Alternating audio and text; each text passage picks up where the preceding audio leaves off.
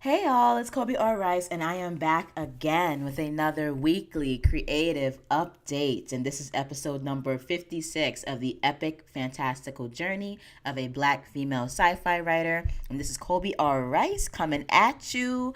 If you guys have forgotten who I am an urban fantasy, survival horror, and sci-fi novelist, as well as a film director slash filmmaker, game designer, and the founder and CEO of Rebel Ragdoll, which is a multimedia female-identified production brand that encapsulates anywhere between 5 and 10 subsidiaries, all dealing with increasing the impact and representation and presence of women in media. So we got our publishing house, we have our production house, we have our creative training and education arm, etc., etc. So I'm actually, this just in case like you're wondering like what is Kobe doing today, what is happening. I'm actually working on trying to get a standard introduction out so that I can formalize the podcast a bit more. I've actually already gone shopping online for a lovely intro and outro jingle for the show, as well as an intro little welcome that introduces me, what I do, and like why we're here, like why you should listen to the podcast. So that was me sort of testing the waters, and thus far I kind of like it. So anyway, hi guys. This episode I'm gonna talk to you guys about self-care, it's going to be a major episode about self-care.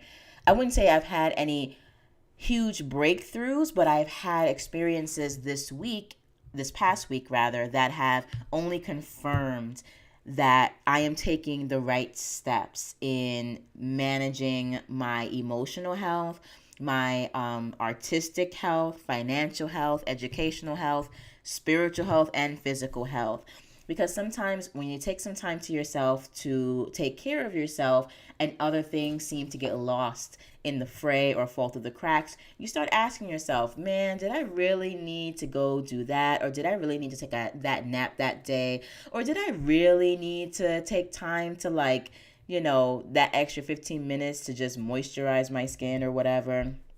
And my answer to that is yes, yes, you did, and yes, you do need to do that. So, before I get into the main meat of the podcast, I am gonna do my usual and run down everything that I have sort of achieved this week, from the most minor of milestones to the major ones.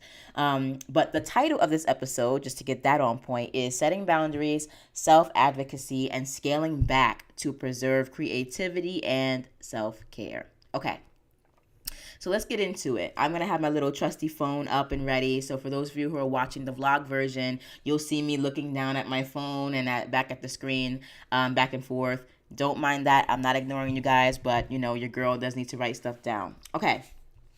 So this past week, my writing wasn't exactly like explosive in terms of my word count, but I have been working very diligently on the world building and the plotting of the Asylum series.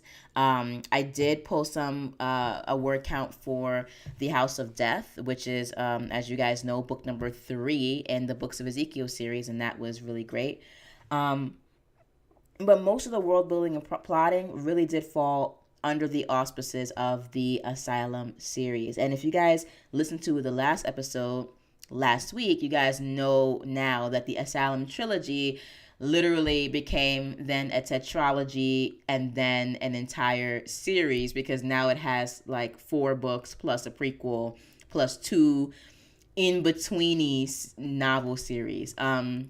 And so, because basically I've been working so much on the Asylum world building and on the plotting, etc., the world has literally just expanded. And so I'm just rolling with it. And I'm really, really enjoying all the things that are happening creatively with the Asylum series. With Hollow Point, my main writing task, because I actually realized I have so much material for Hollow Point. It's over, I think, 130,000 words long thus far, with many more words to go. And then I'm going to have to scale back even more when I go through and I do another edit. But I realized that I am sort of no longer in the original sort of stages of my creativity with that book. And when I say the original stages of creativity, I mean specifically that there are several stages of the writing process, right? There are the brainstorming process, where you're just coming up with all these amazing, crazy ideas. And that sort of intertwines with the research process, where you're trying to use actual materials found in your world environment, whether that's online in the form of text, nonfiction, music, documentaries, legends, etc. You're doing research to help expand and inform your ideas, and then you're bursting again with creativity. So it's this sort of feedback process. Where you're taking things in and then you're spitting things out with your own twist, and then you're creating your own worlds. There's that energy, and then there is the starting energy where you're basically lining up the plot. You're still building out the world in certain aspects. You're looking at character development, character arcs, etc., which still has a lot of beginning energy to it. It has like a lot of quote start energy. And then when that's set up, then you get into the grueling task of actually writing the damn thing, which is like, okay, this scene is supposed to be about this with these characters, boom, boom, boom, boom, boom. At least that's my process. So then there's like that writing energy. And the writing energy is like sort of the middle energy, where you still have like a lot of that excitement, and it's new, it's sexy, you're all the way in love with your ideas. And then you sort of drag to like the sort of middle to the end of the writing process, where you realize that you got a lot of the raw stuff that you wanted out there, and you're starting to think more of the editorial cap. So the editorial cap, which is the editing and sort of the the hardest energy to work with personally, that comes right at the tail end or even toward the middle of the writing process. And that's hard to control, because I believe that when you're in the writing zone and when you're in the writing ether, you should try to maintain the writing energy as much as possible. But as we write more material, our editing brains naturally start to jump in and take over, right? So, basically, our editor tries to come in and tries to be a hater, and we have to do everything we can to push him off. And I realized that with Hollow Point, getting back to my original point, Hollow Point is literally right in between the 3/4 writing phase and smack in the middle of like the editor trying to storm my writing gates and take over and like criticize everything that is coming out. And that just sort of happens naturally when you literally have over 130,000 words of material, and you just naturally feel the need to start wanting to organize that material, because as the project draws on and on, you want to see an endpoint in sight. And the only way to really get to an endpoint, aside from knowing what the endpoint is to get that editor to get on board and say, okay, we're going to move these things around. We're going to cut the fat here. We're going to tie things together more tightly here. And so that's where I am with Hollow Point. I'm in that end of writer. I wouldn't say completely end of writer, but 75% into the writing process slash holding the editor off as much as I possibly can phase. So what I'm doing right now is trying to go into my scenes with a fresh writer perspective, but so I can create material that's necessary to pull these scenes together. But I'm also going in with a strong editing energy that I'm really trying hard to fight. And that has been the most obvious with me wrangling out one particular character's storyline and how it intersects with Zeka's storyline. And so, in case you guys are wondering where I am with Hollow Point, and you're wondering why this damn book has not come out yet, it's because I'm going through all these different struggles, not because I've just ignored it and I've moved on. However, on the other hand, it is very refreshing to be able to work on the Asylum series with that fresh, sexy, new, starting energy that we all love and we're all attracted to as writers. But I am still diligently pushing Hollow Point at least a little bit at a time towards a finished product stage. So that is where my writing and my world building is and was for last week. What else happened last week? Let me check my little checklist here. Okay, so we're talking about writing, creativity, and financial health and security, right? Because I've made that sort of a major goal for myself for 2018 because it featured as a very strong subplot. I'll use my little writing terms in my life in 2017. And it's been a subplot that I have become deeply invested in. And I want you guys to really think about your financial security and health and wealth as writers and artists as well. So in the financial health and security sector, not to get too personal, to have people coming out trying to like see if I got money, because that's not the case. I'm just trying to be smarter with my money. What I did this week is that I looked more deeply into cryptocurrencies, but I'm still in my exploratory process there. I'm trying to end that process as soon as possible so I can actually invest more and know where to go to invest, looking at things like Ripple and Verge. Those are the two things that I'm trying to get on before they explode in price. So, wish me luck with trying to get the information on that like ASAP. So, I've definitely been doing more research on cryptocurrency, doing much more research on real estate investments, and not just for myself individually, like buying property, but also looking into crowdfunding real estate investments, like on places such as republic.co. Um, excuse me.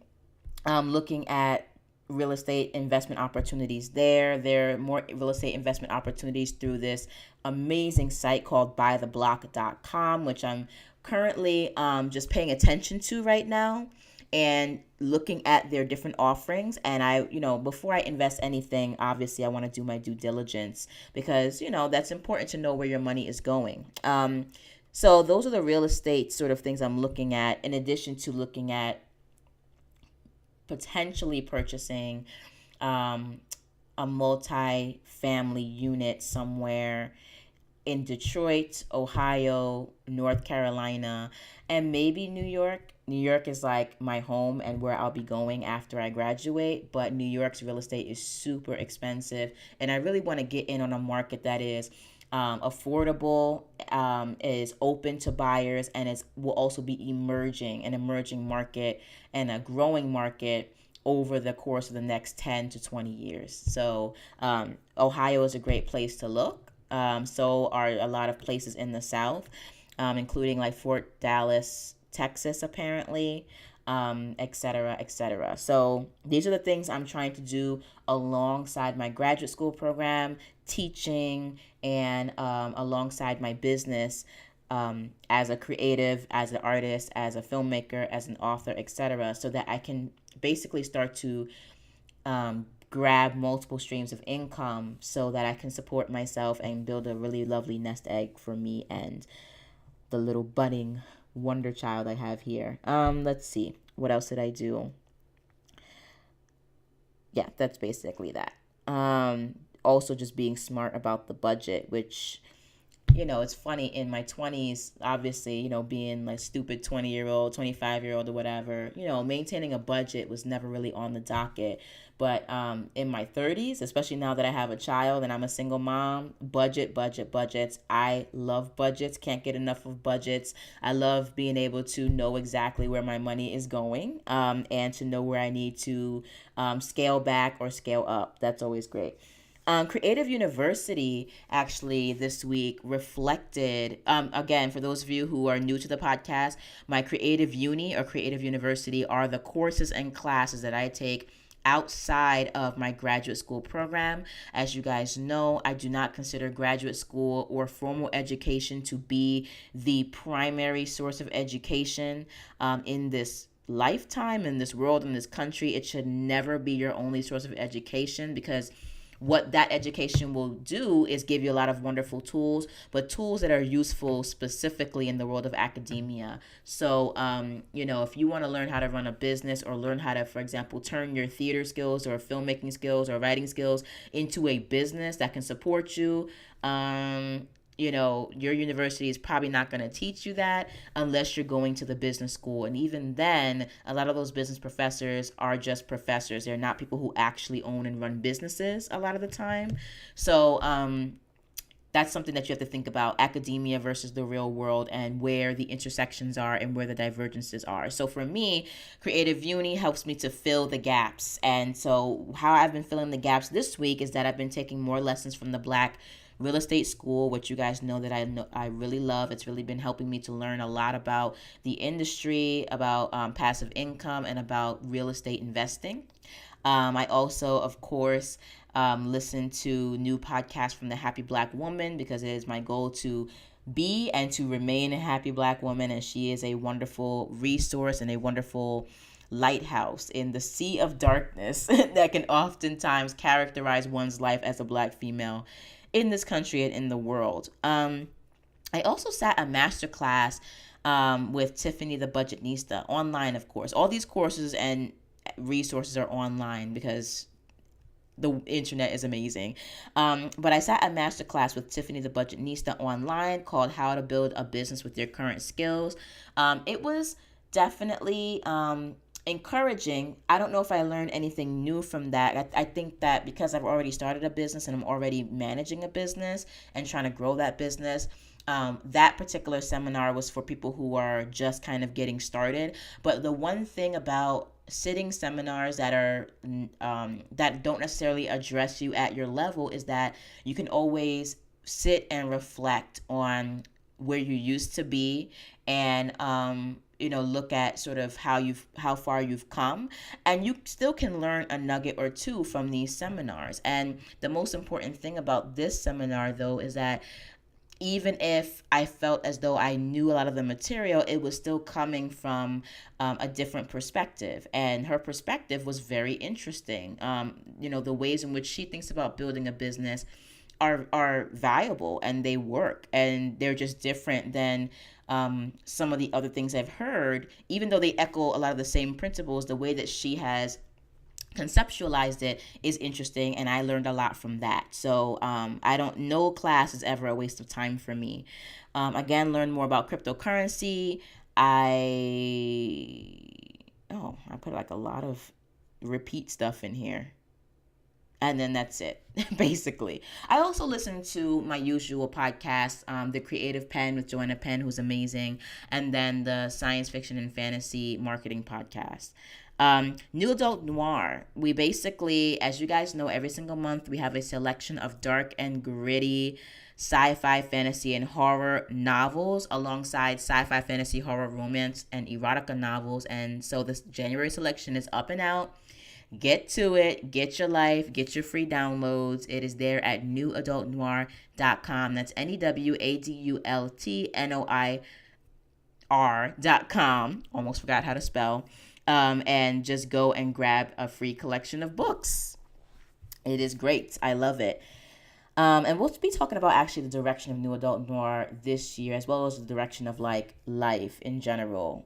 Because I think things for me are changing a little bit. My goals are not changing, but again, I continue to hone down what it is I want and home in on how I feel about certain endeavors that I'm doing this year. And I'm really trying to listen to myself when it comes to New Adult Noir, as with everything else. But basically what happened, aside from launching the January Dark and Gritty selection that we have every single month, I also just did a lot of wrap up and clean up with my authors from the 25 days giveaway. I said the same thing last week, but this past week, I sent out an exit survey, and I'm starting to get some feedback, and I'm still getting feedback. And so it's really helping me to really reconsider certain tactics I took and maybe future tactics I might take. But yeah, there was just like basic management stuff going on with NA Noir. This is perfect. So today is Wednesday, January 24th. And as you guys know, I usually post this podcast on Mondays, but I couldn't this time because I had my kid. So sorry for the late posting. But the good thing is that today, and I have this on my little schedule, my Ghost of Koa omnibus for the Books of Ezekiel, which include books 1 and 2 of the Books of Ezekiel series, has just gone live in a public promo blast through InstaFreebie, which I am super excited about. I got an email the other day, a few days ago, with them saying that they were going to feature my work on their blog and in their emails, etc. And I'm super excited about that. So if you guys are looking for literally over 500 pages of nonstop action, alchemy, and ass kicking, Ghosts of Koa is the name of the omnibus for the Books of Ezekiel series that I've put together. And you can just go pick that up for free at InstaFreebie. And it's great. And I'm excited. So that is happening today, and that was definitely an accomplishment for me. And I hope to meet more new readers, more of you guys through that particular promotion, and get you guys to get to know me on the newsletter. Or you can just grab my book and then unsubscribe, which is totally fine too. Okay. Oh, yes. All right. We're getting to the last of it, and then I'm going to get into the main topic of the day. Graduate school. So graduate school actually, thus far, has been relatively manageable. First of all, I am in love, literally in love with the horror class I am TAing this semester.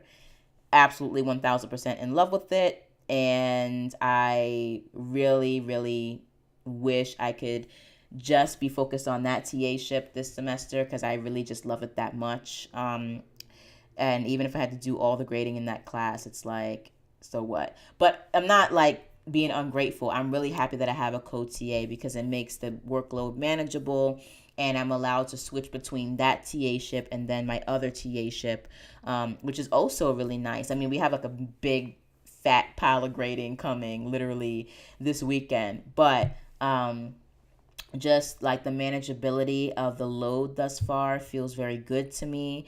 Whereas, as you guys know, in 2017, I tended to struggle quite a bit with my workload for my TA class, and I'm really liking this setup. So I'm hoping that for the remaining 3 semesters, I can keep this kind of division of labor, because I still feel as though I'm doing exactly what I need to do for my assignments for the week. Where I have enough grading to do so that it's fair between myself and my other cohort members, but I don't feel like I'm drowning in the grading. So that's really wonderful and exciting, and I'm happy about that. As for the schoolwork, I have to say, this semester actually, I don't think, and I'm just being honest, because this is just, I suspected this would happen for the spring.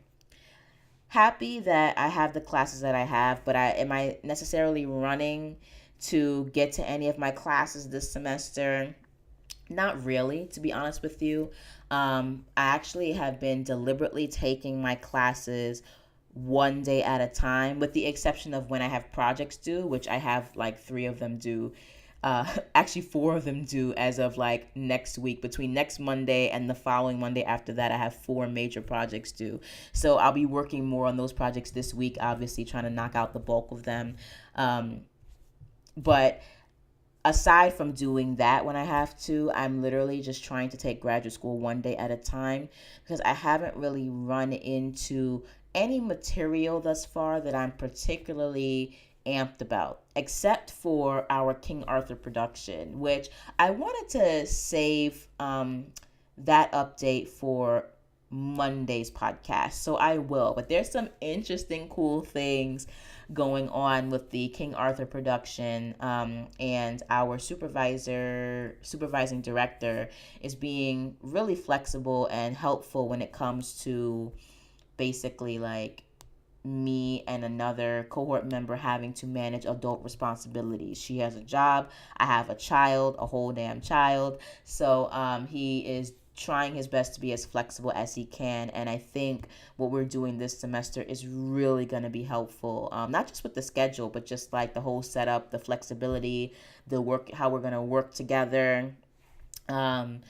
So I foresee that being a lot of work and it being challenging. There's nothing wrong with that. But I also foresee it being fun. Hopefully they will allow it to be fun. I think I was annoying my cohort members today in the meeting because I really just wanted a sword fight, and I wanted mead, and I wanted a whole bunch of other stuff, and they were just kind of like pumping the brakes on me and also kind of like giving like these little silent frowns. And I'm just like, listen, in theater, we don't make much money, okay? Unless you're like Wicked, part of the cast of Wicked, all right? And you're writing Broadway musicals and shit. And if we're not making much money and I'm going to be a broke bitch, a broke artist, then I'm going to be a broke artist that is having fun. So y'all just need to dig your heels in and just deal, and just let me do my thing, and just roll with it. So we'll talk more about that meeting and me being ridiculous in the meeting, and the King Arthur Project this coming Monday when I do the podcast. But I just want to focus on what happened this past week from, basically the 15th all the way to the 21st. So that's why I'm just trying to keep a lid on what happened today, because it's not time for that update yet. But yeah, we've had all our classes. The schedule is actually pretty cool. Like right now, I wouldn't say like a super easy schedule, but a schedule that's that's easier and much more manageable than I've had pretty much since I've been here. And I think I have a lot more time to come home, eat lunch, get settled in, and then do work in like a humane, just non-psycho fashion. Whereas before, I was just all over the place, eating out with no time, and just, yeah, it was just a hot ass mess. And now I feel like I have actual blocks of time. Like I have mostly all morning classes, and I can use the afternoon until I have to go get my daughter to work on my stuff, for school. And then it's also flexible enough, if I need to like go to an appointment, I can do that, which is great. Or if I need to work on some things for my business, I can also do that as well. So that's really helpful. But am I running and salivating over the material that we're studying in class? Not really.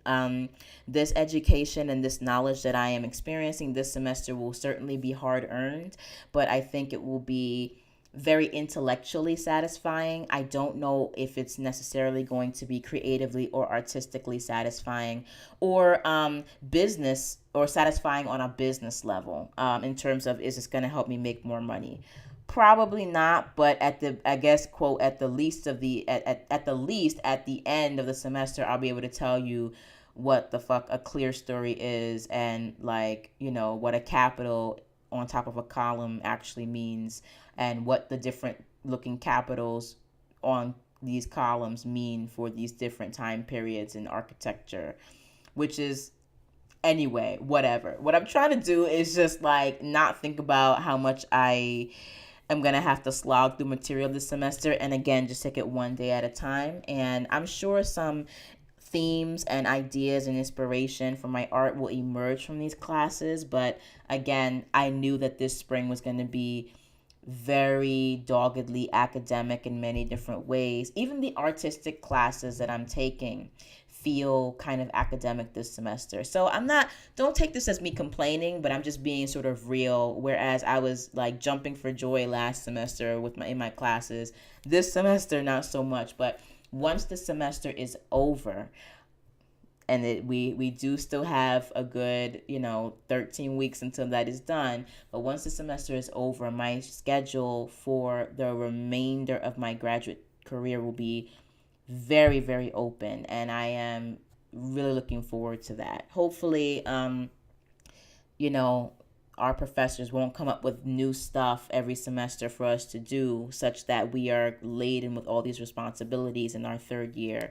I see that happening a little bit, and I'm not really a fan of that, but I just have faith that whatever happens will work out just fine. Okay.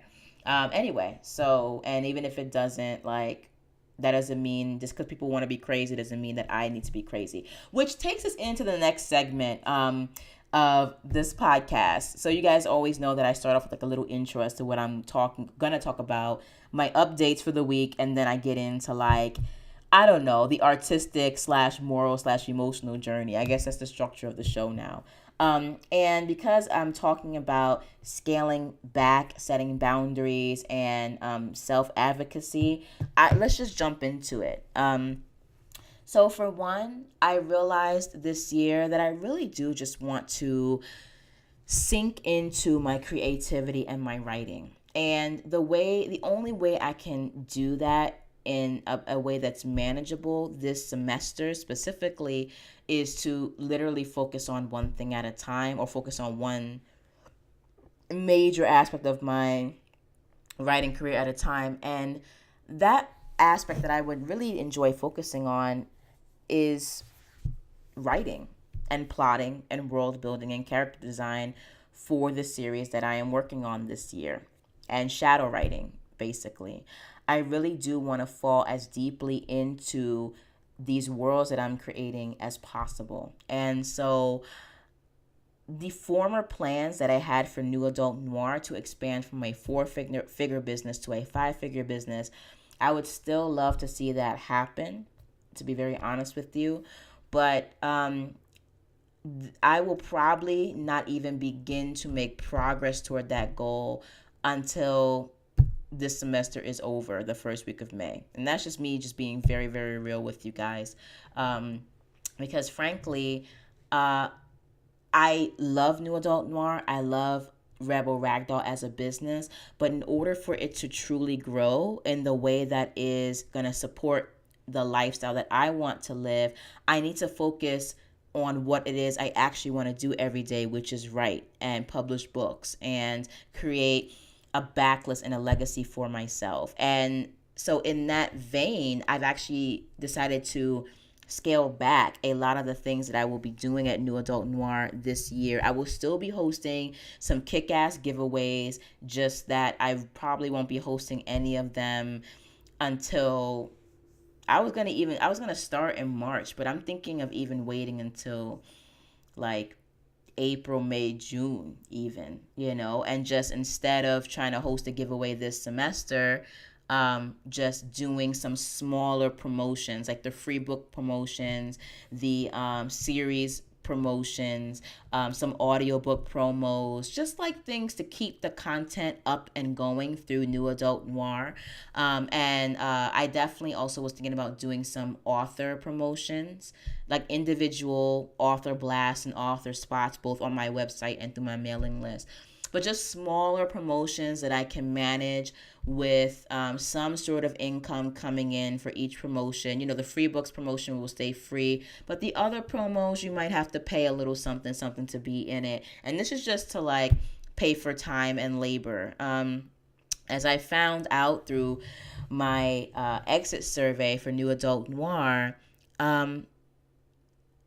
some people, and I don't want to say some authors, I don't think this is an author thing. Some people believe that they shouldn't have to pay for anything.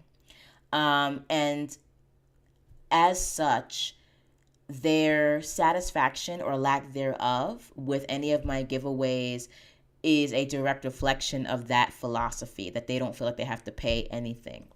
And my thing is that even without a major ROI on a promo, you should always pay someone for the time and effort and labor that they put in. Now, if they're not producing any results, then that's one thing. But my giveaways personally produce some really incredible results for the most part.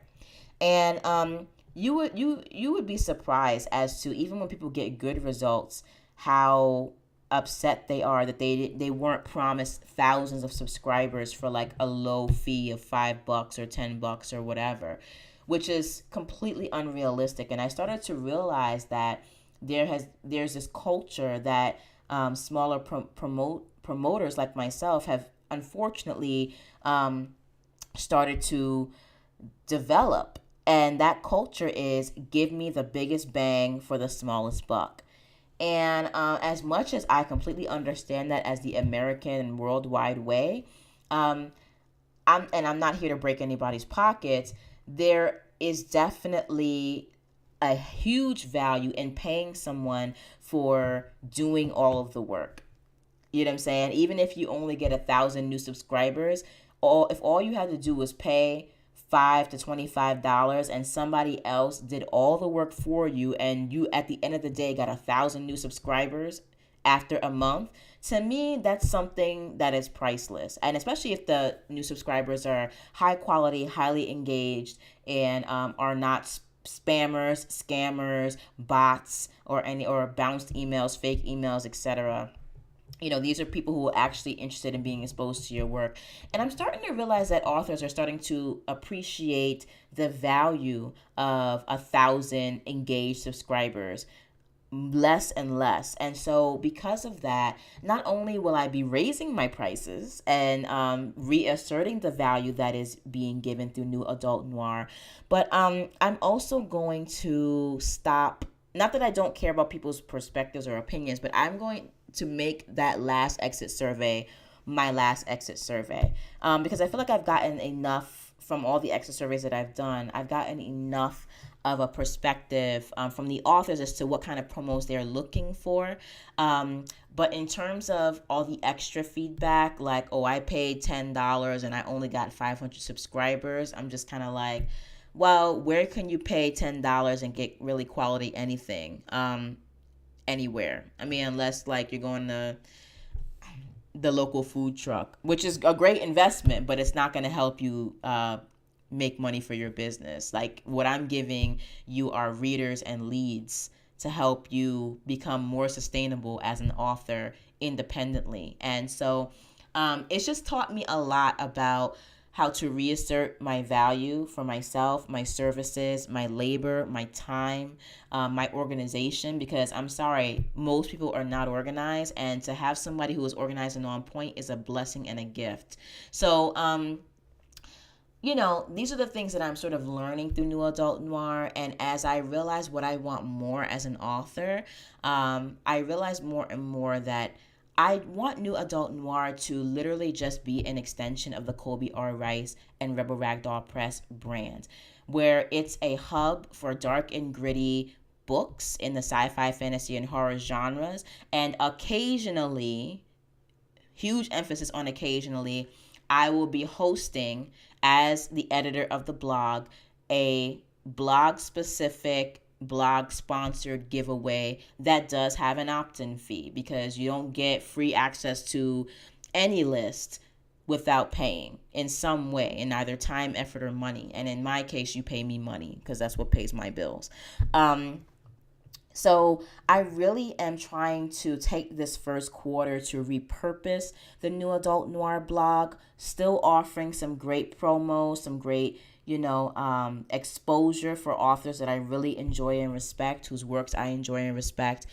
And we'll still be doing that, but we'll be using the first quarter of this year to do a mission and business model rehaul, because I want to make sure that New Adult Noir is supporting the lifestyle and the business model that I want to live as the author Colby R. Rice. And that Colby R. Rice is not bending over backwards in pretzel shapes to support this capitalist endeavor of New Adult Noir. So, it's about adjusting my goals for New Adult Noir, my mission for it, its position in the company, and its purpose, alongside of adjusting its prices for its joint promos and its audience of readers as well as authors. So the entire New Adult Noir endeavor is under construction, and we will be maintaining basic functionality while we are under construction. But this is a part of how I'm scaling back certain parts of my business so that I can support the other aspects of my career that are more important and just more compelling to me. And again, this is another cue that I take from J.A. Huss in a way, although she hasn't talked about this directly, but she started New Adult Addiction because she loved doing it, and because it was in her brand, and she enjoyed engaging with readers. She enjoyed engaging with other authors. And when it became something that she either didn't enjoy, I can't confirm that, or she just didn't have time for, she put the blog to the side. And I don't want New Adult Noir to become this, this behemoth that I feel as though I have to cater to and bend to when it's supposed to be an extension of my passion. You know what I'm saying? Not the other way around. It's supposed to be an extension of Colby R. Rice's passion. Colby R. Rice is not an extension of New Adult Noir's passion. I'm not here to be an employee of my own company. You know what I'm saying? If you get what I mean. So that has been a huge wake up call for me in terms of scaling back my endeavors and my goals for my business. And I do believe that my scaling back will still support my 5-figure goal for Rebel Ragdoll as a whole this year. And it's just about knowing where to scale back and where to heighten focus. Another place I want to heighten focus as I scale back is definitely the Bohemian Badass. It's just been eating at me in terms of me getting this off the ground and running. But not in a way where I feel completely taken over by the Bohemian Badass as, a corporate entity. I want it to be, again, an extension of the Colby R. Rice brand that helps to support what I'm trying to do as an author and as an independent filmmaker and artist and creative entrepreneur. So with Joanna Penn, and I can't speak to her personally because I don't know all of her journey, but the creative pen is basically the nonfiction and educational outreach part of her business, just like the Bohemian Badass is the educational outreach part of my business. But she doesn't let that take over the fact that she is also a fiction writer, and that she every single year to some degree has another fiction book out, but also has another nonfiction book out. So she has a way of making these two parts of her business a part of her author lifestyle. But it's not as though she, at least it seems like on the surface, that she's not necessarily a slave to the creative pen. And I believe that at any point, if Joanna feels as though she, is being taken over by one or the other, she will scale back and reassess and be like, this is not fitting my goal and my vision of what kind of life I want to live, and I'm going to scale back. She did that this year with her speaking engagements. Even though she's a great speaker, we all love her and we want to go see her speak, it was taking her over, and it was draining her to the point where she couldn't focus and channel her energy into the place where she loved the most. So I'm trying to remember that, these extensions of Rebel Ragdoll are not quite corporate yet, where I want to be struggling and scampering and scrambling to serve an angry customer base, when I don't have the infrastructure in place to do that. And or it could be a happy customer base. But usually when you're dealing with customers and customer service and emails is when there's a problem. I get some really wonderful emails that are happy, but most of my emails are either asking me questions, getting clarification, troubleshooting questions, or I'm angry questions. So, that's basically that. So I'm just trying to scale back on all different levels. And that includes, again, my emotional and spiritual and intellectual investment in graduate school. And this is not to say that, again, I don't care about graduate school. I do. But I want to focus on the things that are helping me to be the kind of artist and the kind of author, the kind of filmmaker that I want to be after I leave. And whenever graduate school or the classes I'm in are not directly supporting that end goal, it gets literally my bare attention. And my bare attention is still very good attention. I read, I take notes, I kill it in class discussion, I write my papers, I usually get my papers in on time. I don't think I've ever handed in a late assignment except for in my editing class, where I got docked. But usually I'm on point with that. But that has gotten my minimal amount of attention. And that's it. So anyway, so I don't want to give off the impression that I'm a slacker, because I'm not. But it's sort of I feel as though my attention to detail and my attention to things is usually a very high level perfectionist grade A level of attention. So even if you get just 10% of that, you're still getting a very high quality product out of me. Let's put it that way. Another thing that I realized too is that I will not be participating in the political and bureaucratic ins and outs of academia or my graduate school program. And I'm not even saying that out of anger or frustration, because you guys know last year I came to the podcast. I forget which number podcast it was. It's called I Don't Need Your Fucking Permission. I came angry, y'all. But then since then, I've gotten super zen about things. I mean, for the most part, if you cross me or if you try to like take over my show, I'm gonna blast you on the podcast. And that's just how it's gonna be. But in terms of just like trying to be quote integral in spearheading the direction of the program and shaping it and whatever end quote, I did my work, in my opinion, in the first year and a half of this program. Me, my two friends who have since unfortunately departed the program, really put in a lot of time, effort, and energy into giving feedback to the program, helping it to shape its, academic and artistic vision. We actually got people to listen to us and to make some changes. I sat on a few committees that were basically were search committees for new faculty members who have since joined us at our institution, and that's great. And that was pretty much the extent. Like, it was a lot of work and a lot of emotional work and a lot of emotional and spiritual investment. And that was pretty much the extent of that for me. Honestly, I really am just recusing myself from as much of the graduate school process and structure as possible, with the exception of my coursework, the productions that I have to be on, and any sort of administrative meetings that I have to be in with regard to my portfolio review and master's thesis review. That's it. And it's been working out great. It's just been working out great. And I've been able to take more time for self-care, more time for self-awareness, more time for engaging in gratitude, exercises, being thankful, being just full of things, good things, as opposed to being full of, I don't even know, stress and bitterness. So yeah, so that's basically that. And I mean, that's pretty much it.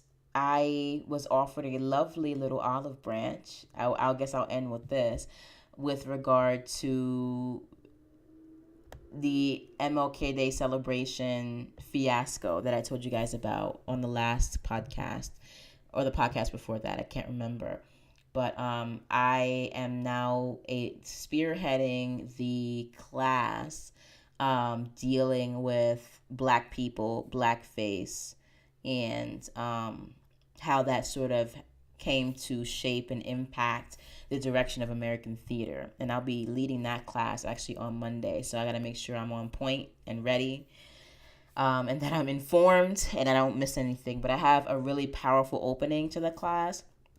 And yeah, I'm going to be pretty amped to do that. So I think that, me and that particular individual who I felt was bringing a lot of micromanaging nervous energy to the Martin Luther King Day performance, I feel as though, things are sort of back on track more. I mean, there has been no direct discussion about the social and sort of emotional awkwardness there, in terms of like, hey, like, you're running roughshod over my show right now.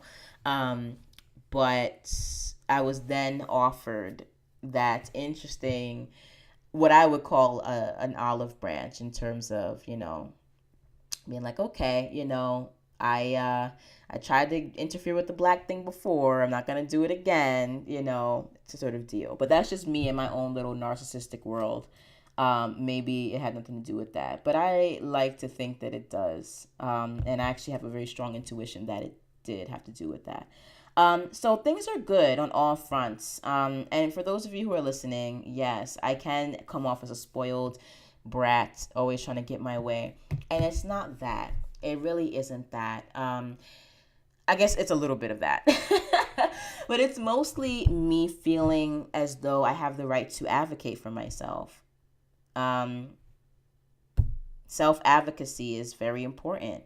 And it's not just because I'm a Black female, trying to be strong and empowered. It has nothing to do with that. But It has something to do with that, but that's not what I'm talking about right now.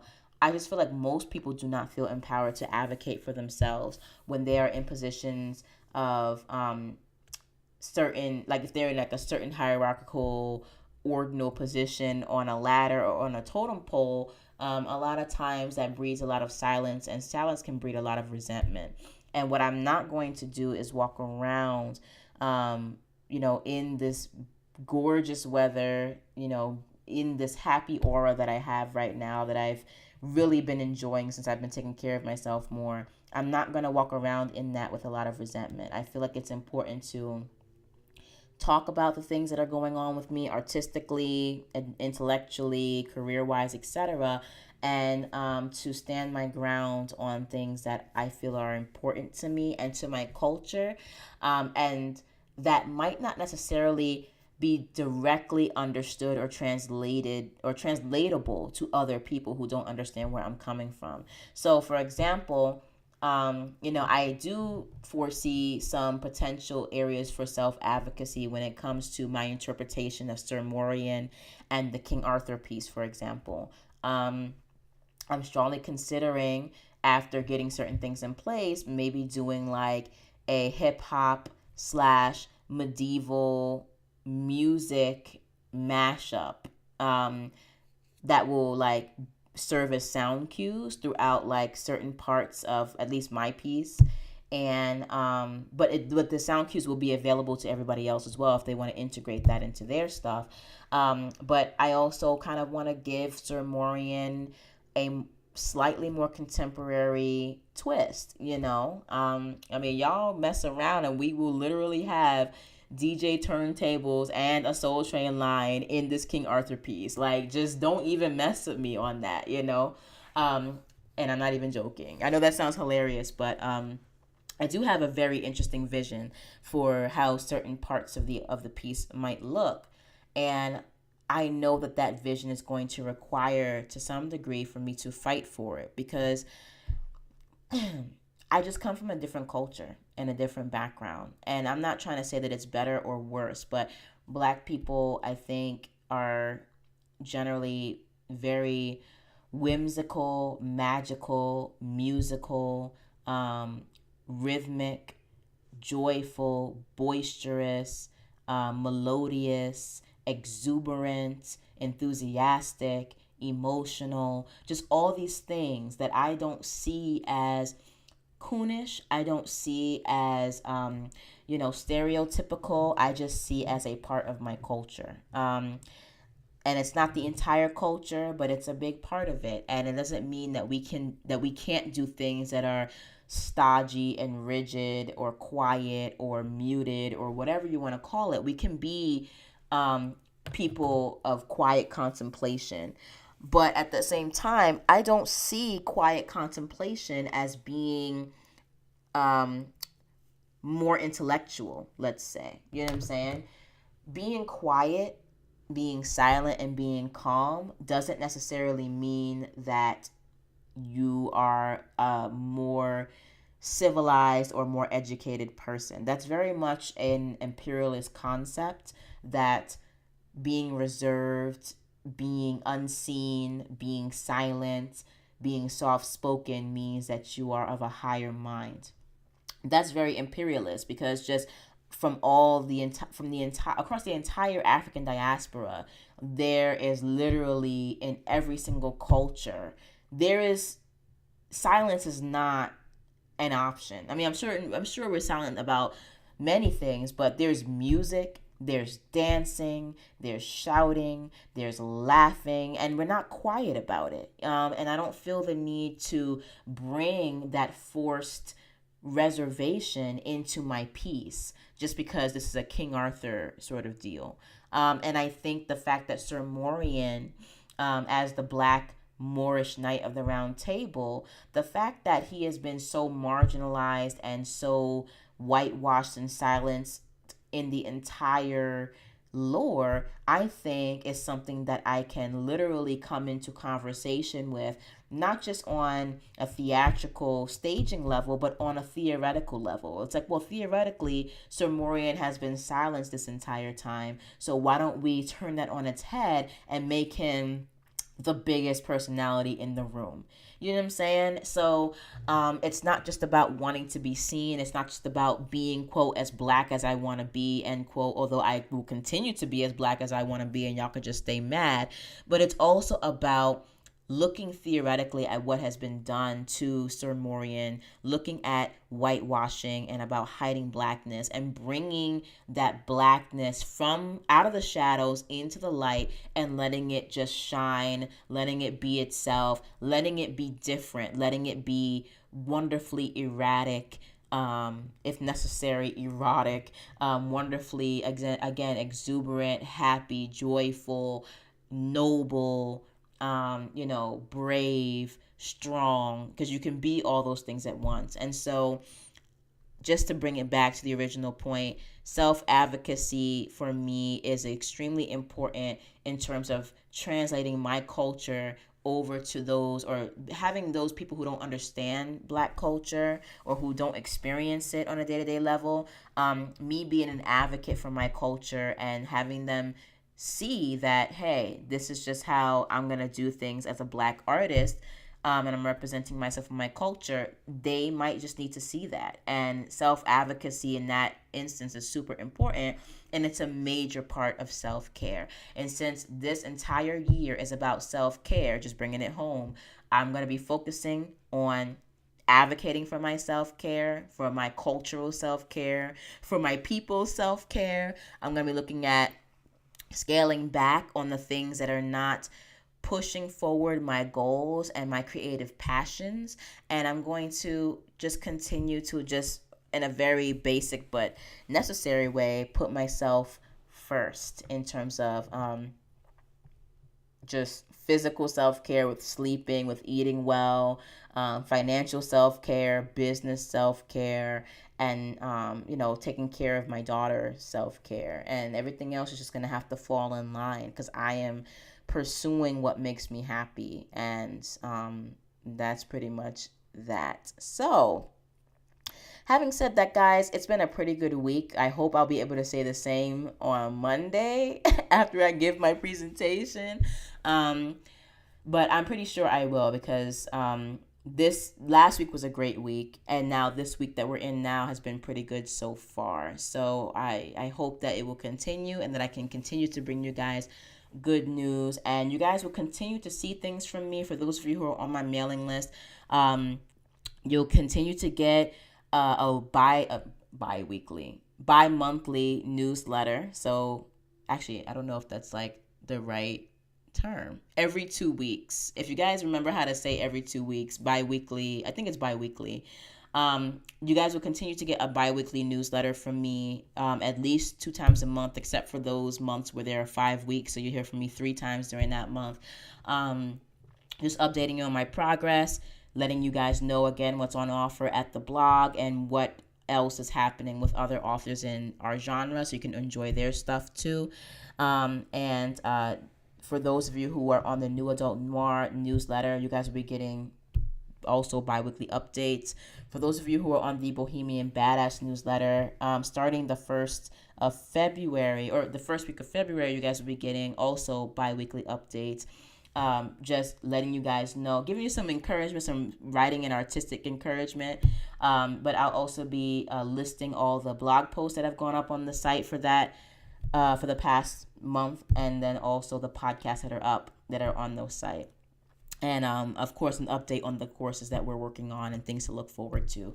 So it's definitely looking towards developing my backlist as an author, developing and honing my Bohemian Badass brand, and then scaling back, but then focusing my New Adult Noir blog on the things that are going to best serve my career, as well as, again, help other authors to expand their careers as well. So that's it, guys. I'm going to go. We reached just about an hour. Thanks for sticking with me. I will see you guys next week. Stay creative, stay badass, stay in your self-advocacy and self-care. Keep writing, keep doing your thing, and I will talk to you guys next week. Bye.